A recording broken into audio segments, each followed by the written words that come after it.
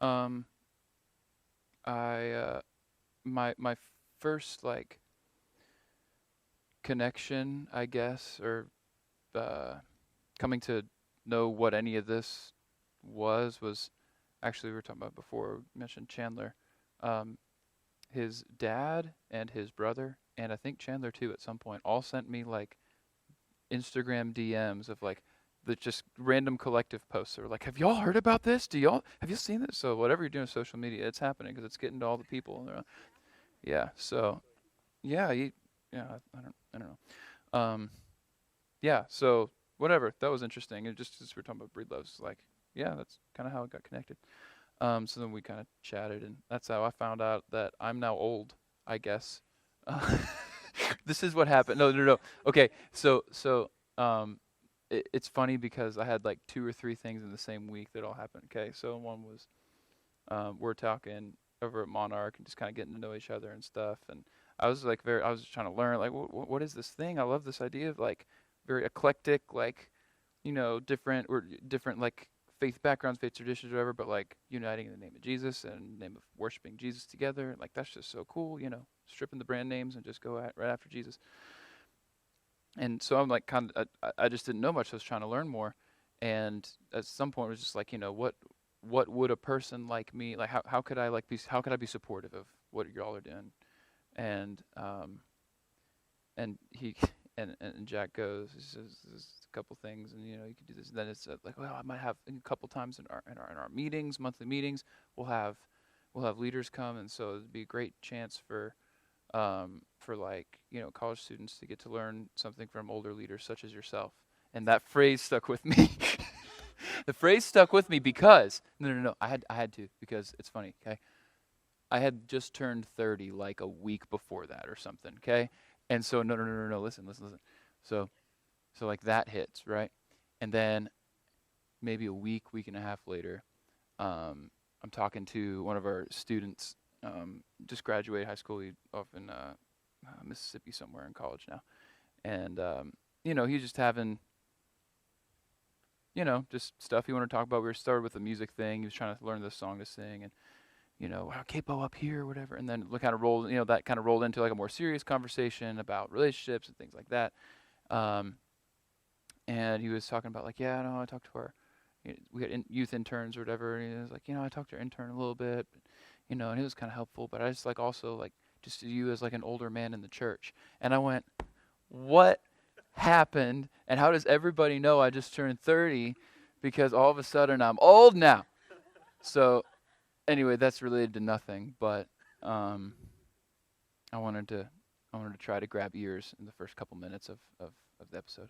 So what I want to talk to you all about, and I kind of have more. I'd rather just kind of like have a conversation.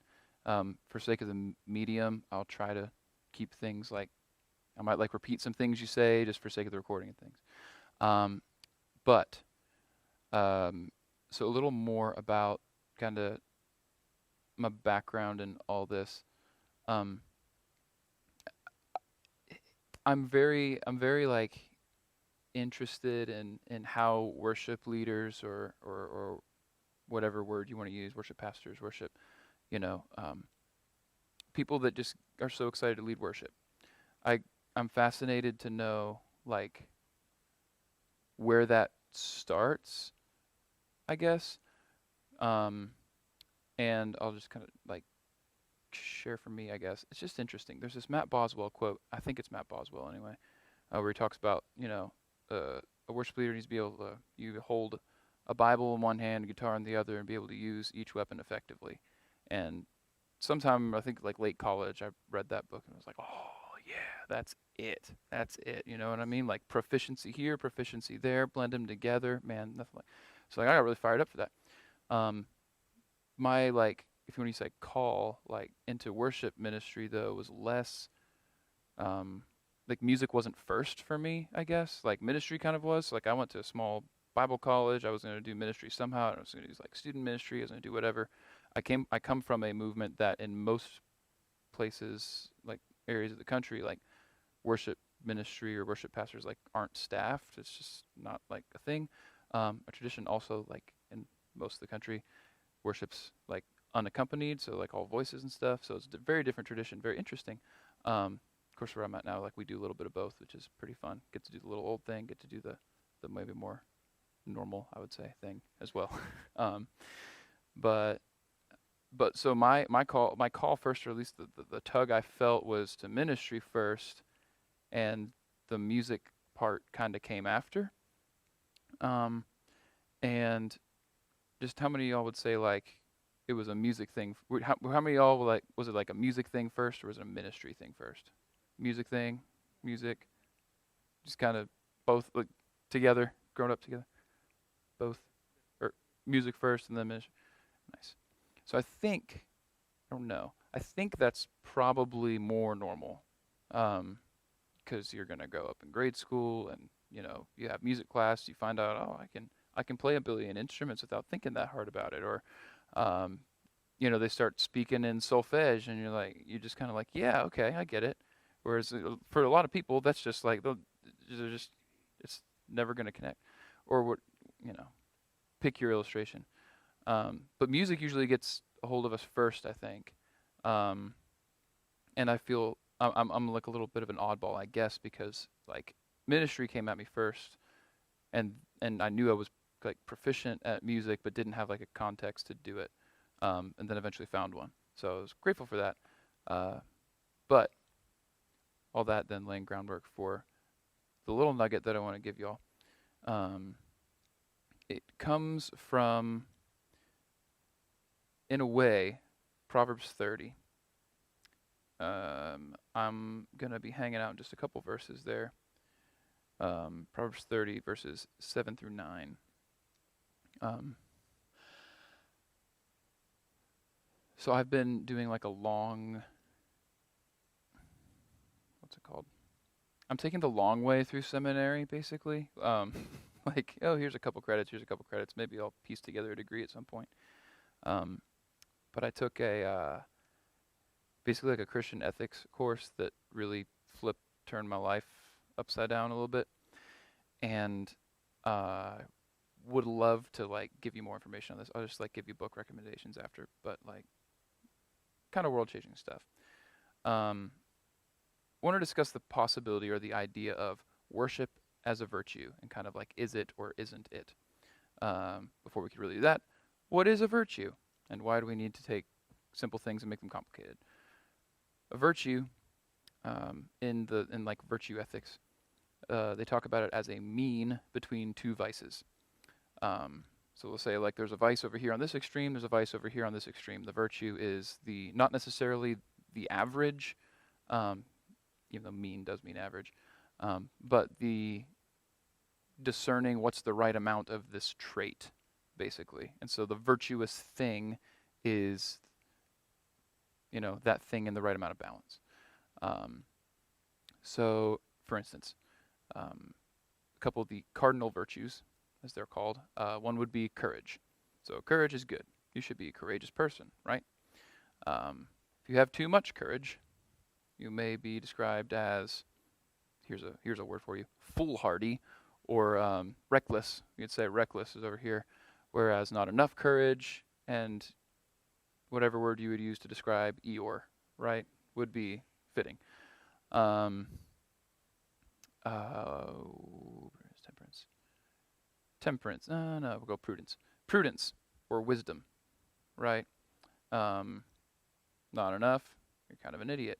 Too much, and you're like head in the clouds and too heady and not enough experiential. So a mean between two vices, being a virtue. All this stuff drawn out looks really cool, but it's not really going to fit to draw it all out. But I was considering this, and I was thinking about, okay, so, virtuous things, and like you kind of go through this list, and you like make 3 columns, and like here's the vice that's not enough, here's the vice that's too much, what's the middle ground? And I started thinking about, like, does worship fit in this framework? And I guess first I'll pose the question, because I said we were going to discuss things, and instead I'm just talking into the mic. But with that definition, virtue as an average or a mean between two vices, would you say worship could be defined as a virtue? And if you would, what would it be the mean between? You know what I mean? What would be on either side of it? It would yes, virtue. Okay, okay, I see what you're saying. Kind of like a in the context of like a gathering. Like if you're playing a gathering and like you have like there's no praise being uttered. Like, well, we better utter praise, or the rocks are going to do it. Versus we do it and only it, and it's like, well, what else is God trying to do among us? What else is God trying to say? Okay, that's in the context of a gathering. I would agree with you for sure. Um, any other thoughts on that kind of thing? So in a sense of comparison, like how I measure up if you're chasing or they have this ambitiousness, right, or ambition to be the most worshipful worshiper. Yeah, like that's yeah. Um, I'm gonna circle back to sacrifice in a moment. That Romans 12 passage I think is gonna be really key, at least in like how I'm understanding this today. Um, anything from this side? I feel that. So because you're in a sense you are offering, you're presenting an offering, right, of worship while leading. At the same time, there's things you have to, because of the nature of the role, you have to almost, I don't want to say do differently or do disingenuously at all, but like you need to be able to be sensitive in the moment to what's happening out here and be a conduit almost in a way. It seems tough because it's like, well, Jesus is the one who's, he's made the way, the Spirit is the intercessor, but in a way you're trying to almost goad these people into this space that you're believing that they need to be in. These are all really good, and none of it was anything that I thought of whenever I brought this. Like, none of this was my conclusion. But I want to affirm all of these, and that's why, like, in the context, it matters so much because worship is such a loaded word, right? And it's such a loaded, it's a loaded word, and it's a loaded, just practice concept and applications of it, right? Because when I started, is worship just the big broad idea? Is it a mean between two vices? And then Nick mentioning, well, yeah, if you do just worship, there's no room for teaching. There's no room for, edifying one another and being with. And but then if you don't do it at all, well, you can't just not do it. And so I was like, oh, well, obviously that, wow, huh? Never thought of that. Makes total sense, you know. Um, and then in the sense of, well, there's people out there and there's God, and I need to be able to like humble myself and before God, and I also need to be like somewhat confident and authoritative in the way that I lead people all at the same time. Why does nobody want to do this every week, right? Like, when you really break it down. Um, Also, this is just fun because I'm like, oh, my people, man. Like, all this stuff that comes out, like Romans 8, talk about the groanings. Like, I feel like 60% of my groanings are like trying to define or explain worship in a way that makes sense to most people. And anyway, so yeah, that little timeout pause is to say, I feel very at home in this space right now. So I'm gonna just give you the conclusion I came with and not to disagree, but to offer another angle on this, because all the angles that y'all have presented, I love those, and I'm gonna just keep them in case I ever do this again and be like, well, have you ever thought about in a service? Have you ever thought about God and people? Like, but so this is interesting to me. If I try to just like, in the sense of the others, like when we talk about like courage, right? Too much is reckless, not enough is timid, right? It's like if we try to think of it as like a trait or a practice, a habit, a behavior, or something like that, right? And so an excess of the behavior or a deficiency of the behavior. In that sense, I would almost say like it can't fit on the spectrum. And the reason why it comes back to, Jack, when you mentioned Romans 12, offer your bodies as a living sacrifice, holy and pleasing. This is your spiritual act of worship, your proper, depending on your translation, whatever you're at. This is how you should worship. You offer your body as a sacrifice, right? That sacrificial language, to me, like, is inherently excessive, right? It is an extreme because you can't come back off the altar. This is what's interesting to me. Like, of all the virtues, or of all the things we would say like we ought to practice. We ought to practice patience and to practice joy. It's like all these things all come with boundaries. It seems like, too too much patience, you got no initiative. Not enough patience, and you're anxious, right? Um, but like worship, I was trying to think, like, is there any? It just inherently is an excessive thing, right? It is an over the top. It's an overflowing kind of like.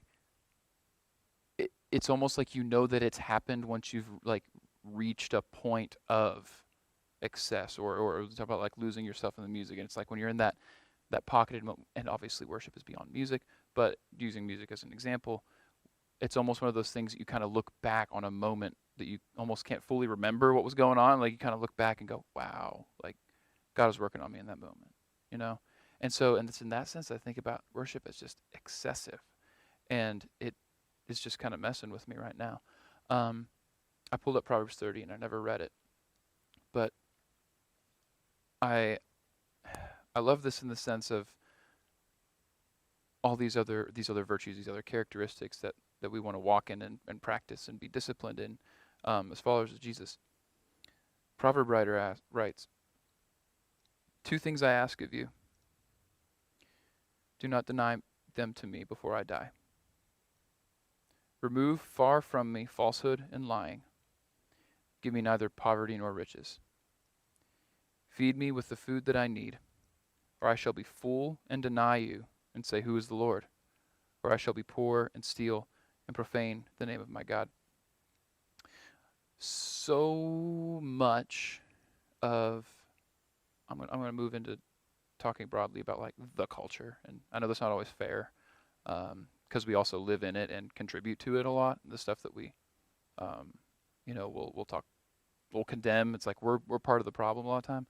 Um, like excess is just it's just dripping. I guess it's like if there is like a if you can brand yourself somewhere and and man, turn that into some passive income, man, go do it, and then go do it again, then go do it again. If you can, um, just there's a if you see it, go take it. You can't have enough. I use branding just because I don't know. I just assume everybody who's Gen Z is like, my TikTok has to be fire, and one day I'll go viral. I don't know.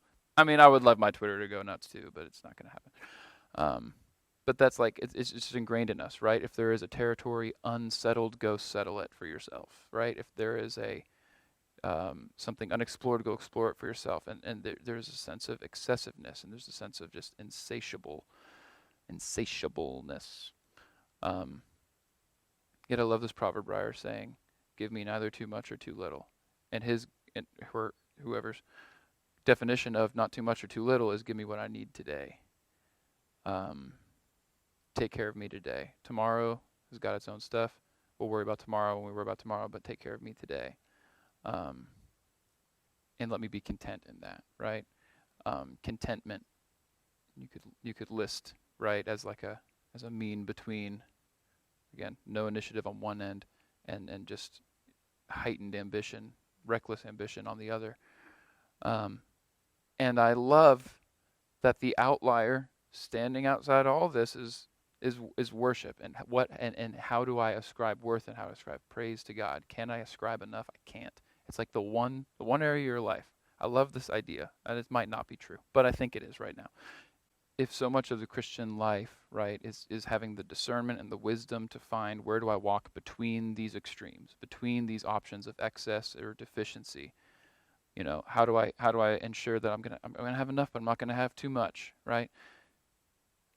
And then this one gift is given to us where it's just like, in this one, have all you want, right? And this one, within your, like God to us, in your relationship with me, I want no holds barred. I want no, open the floodgates. You know what I mean? And that has just struck me lately. Anyway, so I don't really know what you would like hold on to in that. Um, there's virtuous living and things like that. But really, like, man, worship as you lead it, as you are led in it, um, man, God created this practice, this way of we talk about like that's so. How many prayers have you heard like start somebody's praying and they're like, "Oh God, it's just so good that we get to talk to you, like we get to speak directly with you." And man, in worship, it's like how much of our worship is prayerful, right? It's just speaking to God our hearts, and um, having that avenue is just and having it as one of few things, if anything else, where God is saying, "Don't hold back."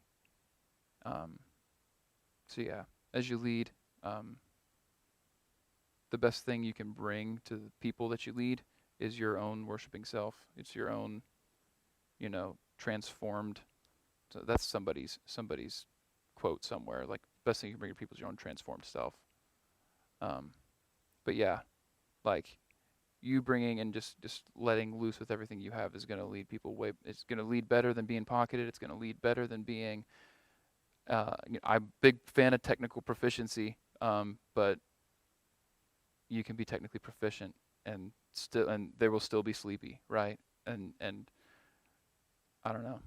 In the last like 6-8 months, I've seen a difference in myself even, and moving beyond like nailing this technical change, nailing this little switch, and just like I'm gonna bring my worshiping self, and what happens happens, and that's a vulnerable thing, but I just encourage you to do it. I'm sure maybe you're already doing it, but just keep doing it. I'm gonna do that thing where the answer is kind of not a direct answer. Um, it is important to distinguish the good feeling I get when people listen to me, and just in general, right? Like that's just kind of like boiled down. It's like kind of like the feeling of being right. You know what I mean? If I did the right plan, if I am executing it well, if the band is all with me, and the people are responding to it, like that feels good. You know, even if I were playing. So I'm just a big Tyler Childers fan right now. Even if I were just playing Tyler Childers, a couple of my buddies, and everybody in the room that was like kind of watching was like, yeah, like I would. There's the Venn diagram right between that and worship leading. There is space there that overlaps, and it's I'm doing a thing technically, musically, and people are vibing to it, and that feels good because it makes me feel like a good musician.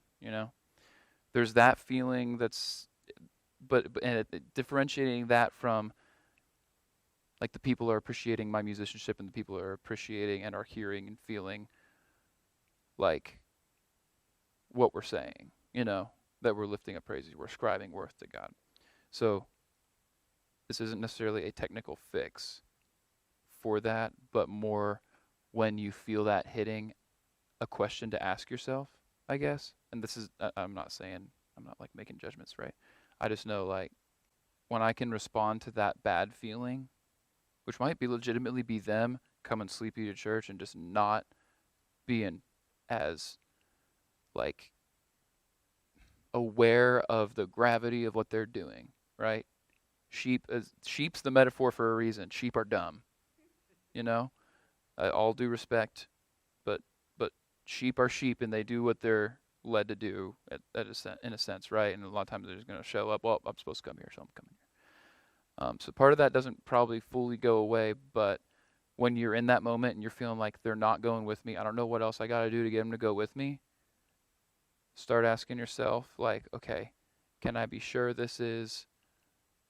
Can I be sure I'm feeling this on behalf of the Father? You know what I mean? On behalf of like thinking like the prophet's language, right? When Israel is off doing, you know, God knows what, God literally knows what, and and the prophet's like, am I the only one left? And you feel like that a little bit. You feel like, am I the only one in the room that knows and cares who you are right now? Like let yourself think that, let yourself feel that for a second. The response to that has to be a humble, like, okay, fine. If they're not coming, then I'm on the stage for as long as I'm on the stage and it's me and you. You know what I mean? And then in a sense, I'm offering my genuine self upward, right? I'm in that vertical relationship with God. I'm also offering my vulnerable self to these people who might just chew it up and spit it back at me, you know? And that's not a fun place to live, but I would guess if your gatherings ratio-wise look about the same as mine when compared to before COVID and after COVID, both in quantity and quality. Um, yeah, you can like those moments happen a lot more, right? So yeah, the response I would say is just like, okay, if they're not coming, I am, you know, and I'm on the stage for as long as I'm on the stage, and I'm gonna be faithful while I'm here.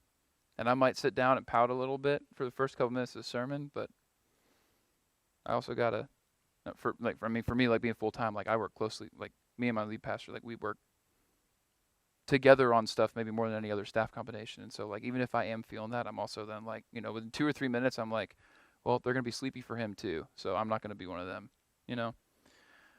Um, yeah, I mean it's not a there's this glamorous era of worship music, right? That hits with like, I don't know, you could argue when it hits. When I came to consciousness of it, it was like mid 2000s Hillsong, right? And it's just like, man, these guys are killing it. Like they're rock stars, but they're for Jesus. It's best of both worlds, right? Um, like if that is like the integral source of like your drive to lead worship, like that COVID it will be the thing that like roots that out of us. You know what I mean? And it will pull out um, those who kind of wanted like, well, this was the easiest way to get a stage. People close to me, literally, in my mind that found other places to get their stage. Um, so, and that is what it is for them, but it's not the what lasts is not the stuff that we get attracted to or probably got attracted to whenever